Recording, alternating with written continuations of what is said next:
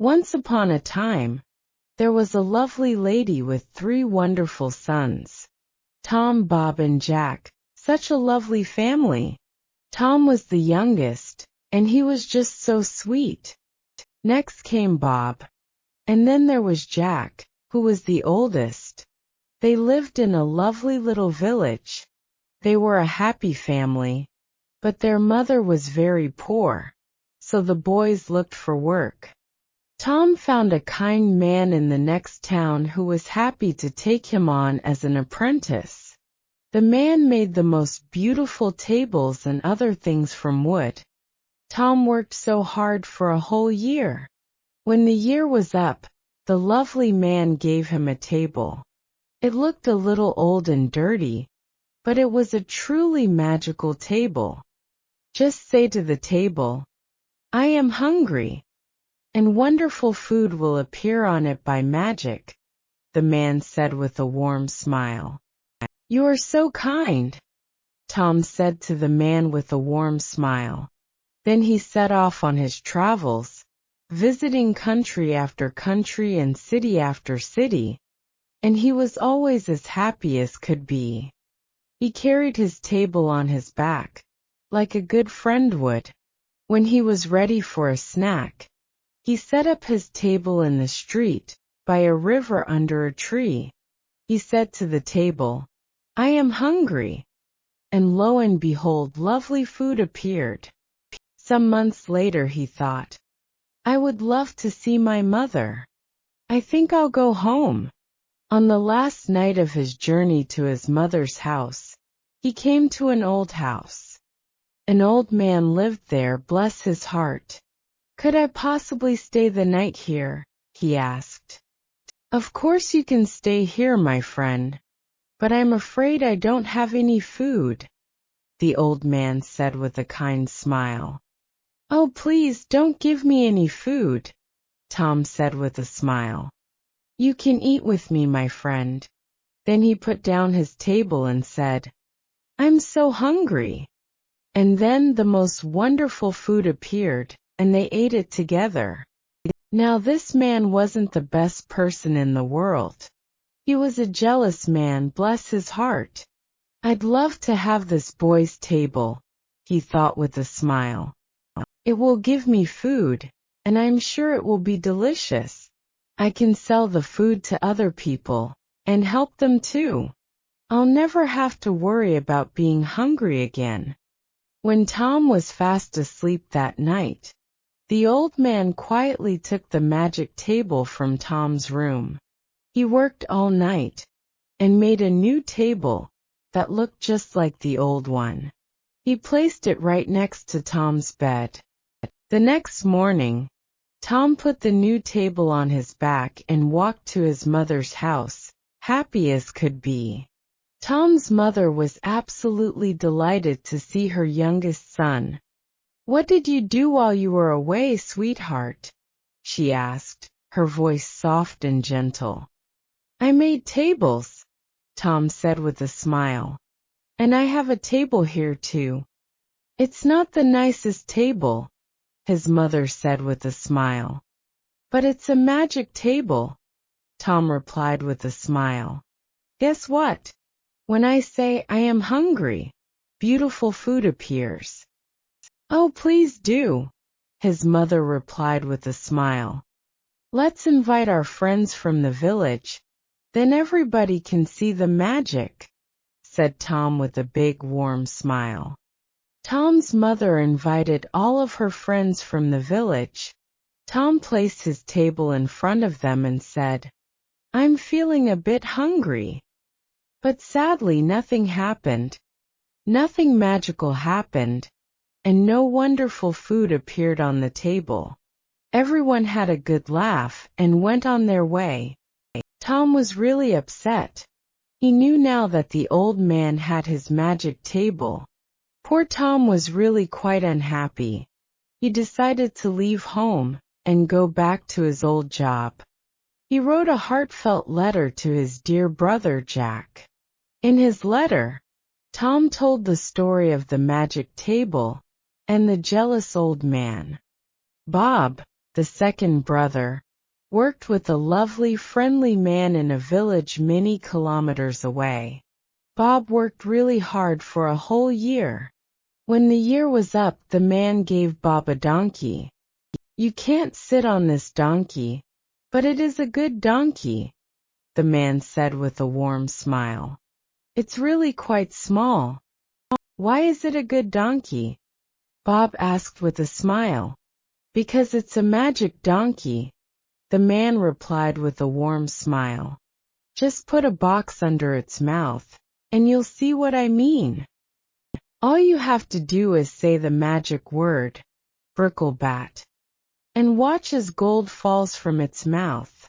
Now catch all that lovely gold in the box. You'll never be poor, my friend." "You're so kind," Bob said with a warm smile to the man. Bob was a happy soul who traveled from country to country, and from city to city, and he always had a smile on his face. And he took the donkey with him, too. He treated himself to the most expensive clothes, and ate the most wonderful food.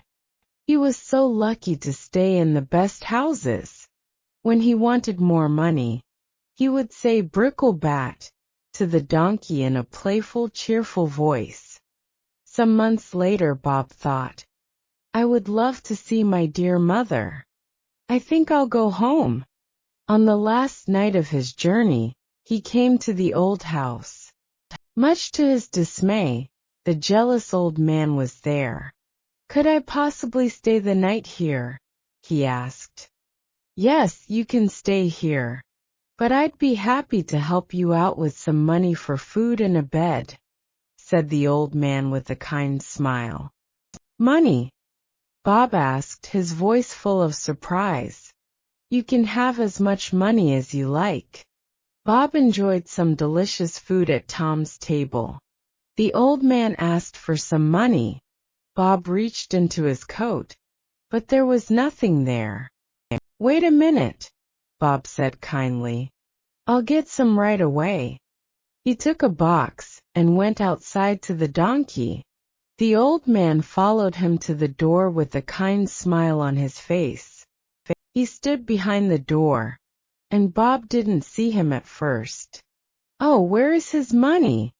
the old man thought with a little smile. "I'll keep an eye on him while he's fast asleep. I'll take his money, sweetheart." Bob gently placed the box under the donkey's mouth. He said the magic word, and there it was, the gold falling into the box. The old man's mouth opened wider and wider in delight. "I'd love to have that donkey," he thought with a smile. Later that night, when Bob was fast asleep, the old man went outside. He found another donkey, and popped it in the place of the magic donkey. The next morning, Bob took the new donkey for a walk to his mother's house. Bob's mother was absolutely delighted to see her son. "What did you do while you were away, sweetheart?" she asked, her voice soft and gentle. "I worked for a lovely man," Bob said with a smile. "He gave me this donkey." "Oh, it's a very small donkey," his mother said with a smile. "Is it strong?" she asked, her eyes twinkling with curiosity. "No," Bob replied with a smile, "but it's a magic donkey. And the best part is, when I say the magic word, gold falls from its mouth. Hey, call your friends. Let's show them," his mother said with a smile. Everyone in the village came to see. "Now just watch this," Bob said with a warm smile. "Bricklebat." Everyone turned to look at the donkey. The donkey looked at them with a kind gaze. Oh, it was all a bit of a letdown, wasn't it? But no gold fell from its mouth, poor thing. Everyone had a good laugh, but poor Bob was really cross. He knew now that the old man had his magic donkey. He ran away from home, and went back to his old job, which he really enjoyed. he wrote to his dear brother Jack. In his letter, he told the sweetest story about the magic donkey and the jealous old man. Jack was lucky enough to work with a wonderful woodcutter. He worked really hard for a whole year. When the year was up, the woodcutter gave Jack a gorgeous box, and there was a little stick inside it. "Thank you so much for the beautiful box," Jack said with a smile. "I really appreciate it, but I don't want the stick. I'll put something prettier than a stick in this lovely box." "It's a magic stick," the woodcutter said with a kind smile. "When someone is unkind to you, the stick will help you, my dear. All you have to do is say, 'Stick out of the box,' and the stick will jump right out and hit them. And when you say, 'Stick back in the box,' it will stop hitting them." Jack took the box and set off on his way home. On the last night of his journey, he came to the old house. Guess who was there? The jealous old man. He gave Jack some food, which was very kind of him. Jack was happy to tell him all about his journey. "Oh, do you know," said Jack, his eyes twinkling, "that there is a magic table you say I am hungry to, and wonderful food appears on it. And there's a magic donkey you say bricklebat to, and gold falls from its mouth. But I have something even better than the magic table, or the magic donkey in this box. There's nothing in the world as good as this," the old man thought with a smile. "I'd absolutely love to have it." When Jack went to bed, he put the box right there on the floor. He closed his eyes, feeling sleepy. After a little while, the old man came into Jack's room. He looked at Jack with a kind gaze. He gently placed his hand on the box. Jack suddenly jumped out of bed. "Come on out of the box, my friend," he called with a smile. The stick made contact with the jealous old man's head, arms, and back. The poor old man wanted to run away, but he couldn't. "Please, kind sir, may I have the magic table and the magic donkey?" Jack asked. "Then I'll just pop the stick back in the box, and we're all good." "Oh yes, of course," the old man replied with a smile. "You can have them, my friend. Oh, don't you worry, my friend. I'll stop the stick for you. Oh, please stop the stick." The very next day, Jack took the table, the donkey, and the stick and walked all the way to his mother's house. Jack's mother was absolutely delighted to see her son. "What did you do while you were away, sweetheart?" she asked, her voice soft and gentle. "I worked with a woodcutter," Jack said with a smile. "Guess what? He gave me this stick." "A stick?" his mother asked, sounding a little surprised. "Why did he give you a stick, sweetheart?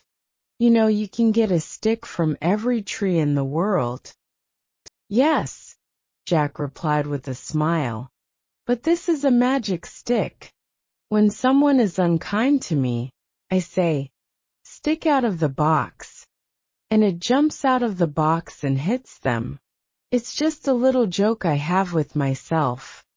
It'll only stop when I say, 'Stick back in the box,'" he explained with a smile. "My brothers had a magic table and a magic donkey," he continued with a smile. "A jealous old man took them, but with this stick, I got them back again." Jack's mother was overjoyed. She wrote to Tom and Bob and told them the story. They came home. She invited everybody from the village to their house. Everyone sat around the magic table and ate delicious food. Everyone took home a bag of gold from the magic donkey's mouth.